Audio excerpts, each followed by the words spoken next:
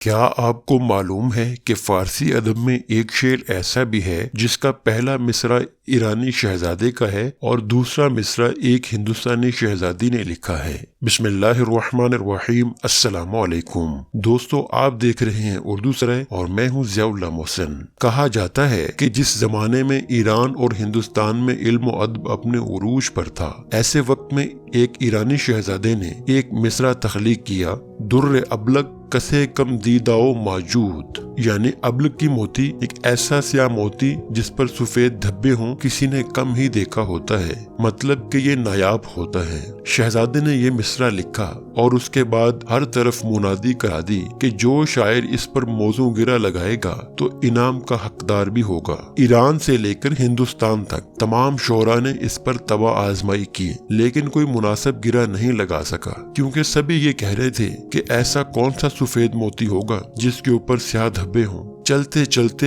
یہ خبر اورنگزیب عالمگیر کی بیٹی شہزادی زیب النساء تک پہنچی۔ جب اس کے پاس یہ خبر پہنچی تو ایسے وقت میں وہ آئینے کے سامنے بیٹھی سرما لگا رہی تھی۔ سرمے کی جلن کی وجہ سے اس کی آنکھوں سے آنسو ٹپک پڑا۔ وہ کاجل زدہ آنسو ابلق کی موتی کا منظر پیش کر رہا تھا۔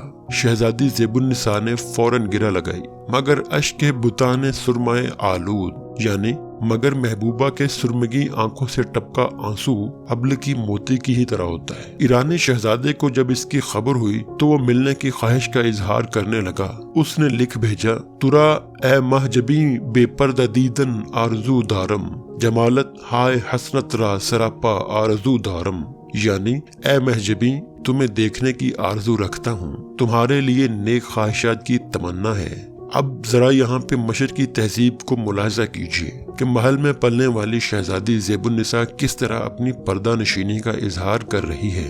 اس نے جواباً ایک شعر شہزادے کی طرف ارسال کیا: ترے سخن مخفی منم چوبوئے گل در برگ گل، ہر کا دیدن میل دارد در سخن بیند مرا، یعنی میں اپنے کلام میں ایسے پوشیدہ ہوں جس طرح پھول کی خوشبو اس کے پتوں میں پوشیدہ ہوتی ہے، اور جو شخص مجھ سے ملاقات کا متمنی ہے اسے چاہیے کہ میرا کلام پڑھے۔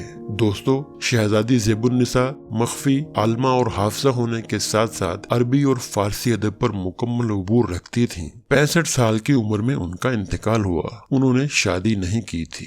دوستو، ملتے ہیں اگلی ویڈیو میں۔ السلام علیکم۔